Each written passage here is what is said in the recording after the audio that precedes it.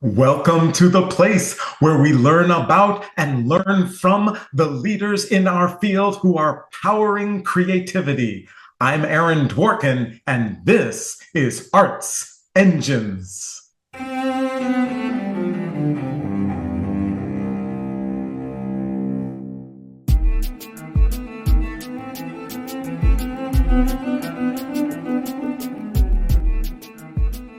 Thanks again for joining me here on Arts Engines. Today's guest is Jeremy Rothman, who serves as the Chief Artistic Officer of the Philadelphia Orchestra and Ensemble Arts. Jeremy, welcome to the show.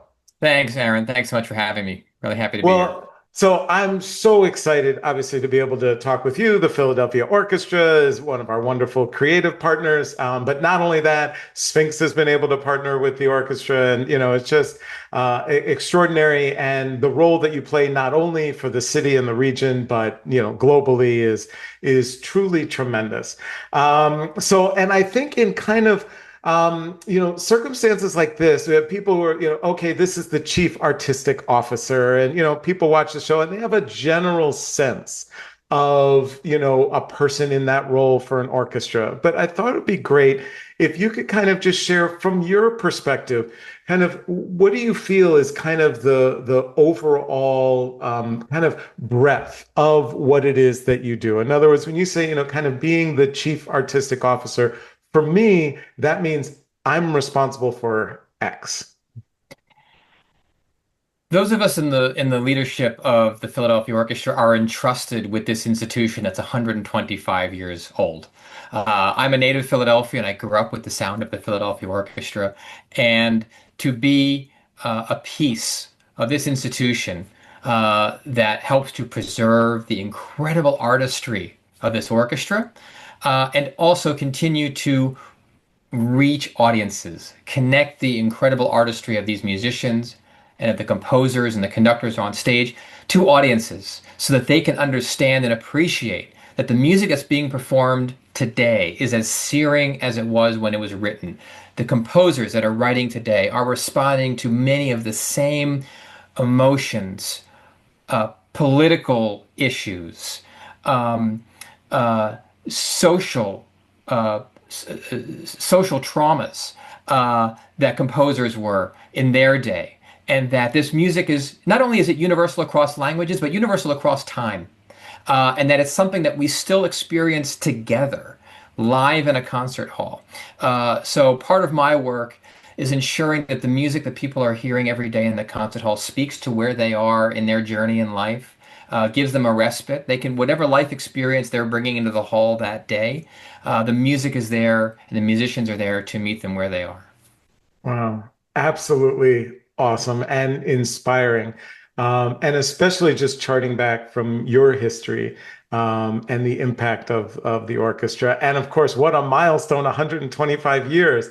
And as part of this, you kind of, referenced and of course mentioned that part of that is the composers and who you engage and who you perform. And I'd love to kind of delve a little bit more into that. And at first, I kind of would love to just kind of what I want to ask is kind of how you think about the standard canon versus kind of diverging away from that. But just before that, also just kind of as you think about the repertoire and you think about composers who are engaged, the composers you perform, is there an ultimate goal that you have, or kind of where you were just touching on it a little bit, but do you have a goal? Is there something you want for people when they leave the hall for something to have happened for them, to them, with them? First and foremost, we want the music of this orchestra to play, to showcase the incredible virtuosity and sound of the orchestra. Um, Anytime you hear the Philadelphia Orchestra perform or any major orchestra, your first reaction should be like visceral, like I feel it. I don't just hear it, but I feel it. And we want you to leave transformed. That no matter what mood you came in, no matter what happened to you that day, what you may be experiencing in your life, that you feel different, or you're viewing that experience now through a different lens. You experience something together as a community. I've heard so many stories of people who have come into the concert hall with a specific memory of a family member or a moment in their life or something they had experienced that concert brought them a new perspective or a certain kind of comfort or a certain kind of joy. And we're there to meet people in moments of celebration and moments of solace, uh, and to always be presenting music that represents different backgrounds, cultural backgrounds, musical backgrounds, musical tastes. That there's that diversity of offerings that we have that represents the full breadth of humanity. Awesome, awesome, awesome. So, a key question, right? Because I know there's many in our audience, not just orchestras, but people who may be presenters, et cetera, where they may have kind of a constituency who are used to what maybe they've often heard in the past, and or they may have a specific kind of set of things that they want to hear that might be considered more of the traditional canon, and that when that's diverged from when there's more experimentation, they could be, put off or potentially feel alienated. So in other words, that I know a number of organizations often feel like they're trying to figure out what that intersection is between those in their constituencies who really adhere to kind of what we might refer to as traditional canon, and those who absolutely are looking for, expanding beyond that, et cetera. How do you find that? And if so, how do you kind of manage or navigate that reality? Well, we're always trying to present that traditional canon, those pieces that have been around for 100, 150 years, in new and engaging formats, and how we juxtapose them, how we frame them, and are committed to creating the new repertoire for the next 150 years. We look back at what the Philadelphia Orchestra did a century ago, 75 years ago. Leopold Stokowski, he was the white-haired, maestro who shook the hand of Mickey Mouse in Fantasia very famously. He was one of the most innovative and creative programmers. We go back and look at what he was doing in the 1920s and 30s, and he was presenting all kinds of avant-garde music that now we consider to be standard repertory, and also exploring the music of composers like William Grant Still and William Dawson, composers that were heard for the very first time here in Philadelphia. And that we're just now revisiting some of these long overlooked composers. This past week, our music and artistic director, Yannick Nézet-Séguin, conducted a symphony by Amy Beach, which is 125 years old. She was writing music at the same time as Antonin Dvorak, his famous New World Symphony, right? But her music hasn't been heard enough. And we know a lot of the obvious reasons why. As a woman composer, 125 years ago, why her music wasn't performed as much. And Yannick was reflecting on the incredible artistry of this music and how it really sits at the core of the Philadelphia Orchestra sound, and why it isn't heard more often, and why it's not as facile to the orchestra, because it doesn't have that 150 years of performance history behind it like Dvorak symphonies do. So the more we commit to doing these pieces, the more we play them, in the same way that Yannick and the orchestra committed to the music of Florence Price, so that these pieces, the more familiar they become to orchestras, the more familiar they become to audiences, the more they become that core repertoire, and get that performance practice and that audience familiarity with it. That audiences walk away. Look, the general public, 90% of the population, maybe knows 5 or 10 classical music pieces, right? If that, or you'll say this, this from a car commercial. So there's actually a lot more open-mindedness than you think, we may be willing to accept. A lot of openness to new repertoire.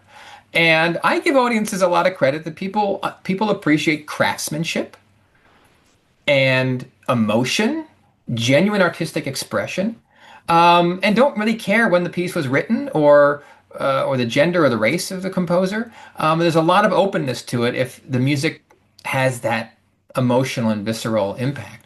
So we're all about celebrating the great pieces that showcase the orchestra, but also committed to identifying and performing pieces so that they become a new part of the canon, whether they were written 100 years ago or just last week. Awesome. Totally awesome. And so, and you mentioned Florence Price, of course, the history with that, and or William Grant Still. And for me it was kind of a whole crazy experience because it was not until I literally got to college and was working on my degrees that I first learned William Grant Still, or that there were any Black classical composers. And I was trying to struggle with how could that be, in kind of my own history. And of course, that has certainly changed over recent decades. And I was curious, kind of as you think about, especially works, composers of color that may have not had the opportunity to be performed as much until maybe more recent years, kind of thinking of or wondering how you think about that and strategize about that. Especially, I find that, and I'm sure there are some in our audience who are trying to figure out that path, especially with the recent kind of, diminishment or backlash of DEI and those types of things, and how programming is viewed. Is it viewed as DEI, or is it just, works we want to perform and things like that? And kind of curious your philosophy and approach. First and foremost, good music is good music. Um, and it's uh, and it is giving the opportunity and the oxygen to those pieces to be heard and performed, and recognizing that pieces, as I was referencing earlier, that have been part of the repertoire for 100 years, 150 years, have a performance practice behind them. They've had editors, they've had publishers, they've had multiple editions, and this was something that we were really committed to with the music of Florence Price and the music of William Grant Still, uh, was to go back to the source material. Our principal librarian, Nicole Jordan, has played a really critical role in this work, in looking at the scores, going back to the original manuscripts and source material where possible, and making corrections and markings and adaptations, right? Composers that had access to music publishers and music editors, or that the pieces just got performed so many times that markings have been done. We have a critical edition that was done here by one of our previous principal librarians of Stravinsky's Rite of Spring, which is considered to be a masterpiece. Well, there was a revision of that work that had tens of thousands of corrections made to it, articulations. And these are the little nuanced things that makes a good work great. And we have to make the investment. It's up to us. We're the stewards of this. We have to make that investment in the time. Our music director, our musicians, our librarians, to put the same energy and attention to detail into these works as works that have been around. It's hard to put them side by side, right? A work that's been played 10,000 times versus one that's been played only a handful or a dozen, and doesn't have like a reference recording. So we released those Florence Price symphonies and her concertos on the Deutsche Grammophon label with the Philadelphia Orchestra to create like a definitive reference recording. Not that the recordings that preceded it weren't quality and good, but really thoroughly edited materials, well prepared by a really great orchestra, so that the whole world started to hear this music and discover it, and now have these symphonies performed around the world, restoring works of William Grant Still. We've worked with his daughter Judy Still to go back and find missing movements or endings that were changed, markings that instrumentation that were changed against his will, because he was just trying to get his music out there, right? And now going back and really being thoughtful and preparing these works so that they can stand the test of time for the next 150 years. Well, it's absolutely just kind of amazing and wonderful, the breadth of everything that you and the Philadelphia Orchestra have been bringing to bear, and especially we've only had time to cover just a couple, but there really is such a breadth. It really is extraordinary and And Aaron, impacting. Aaron, Yeah. let me just say, we're also continuing to make sure that we give place for the voices of today as well. So, premiering a brand new piece by Wynton Marsalis, Terence Blanchard, a brand new piece of his that we've just premiered, the music of Julia Wolfe and Rena Esmail, and on and on and on, and making that same kind of investment in composers for today. So that, again, that's the new repertoire for the next century. Absolutely. No, critically important. Critically important. Well, this is fantastic. Unfortunately, we are just about out of time, but I always like to ask of all of my guests, this work, obviously, it's so fulfilling. I could just see the exploration of all of these works and then seeing them come to light, just, is an extraordinary and awesome job. And role that you're able to play. But there definitely must also be tough days where things aren't working out, they're not panning out, something doesn't come together. And just wondering, as an administrative leader, do you have any mechanisms or approaches that help you through the toughest of times? Generosity of spirit. Always assume the best intentions, no matter what may not be going your way. Assume that we're all coming to this from the same place of wanting to make great music together, wanting to connect people through meaningful art, and that a lot of the tensions exist there because of great passion. Uh, and great enthusiasm for what we do. So it's always going back to the core of what we're all trying to do together, and finding that common ground to build on whatever solutions we can make together. Jeremy Rothman, you truly are one of the arts engines who is powering human creativity in our world. Thank you so much for everything that you do, and thank you for being on the show. Aaron, thanks for all your work and your vision as well. It's an honor.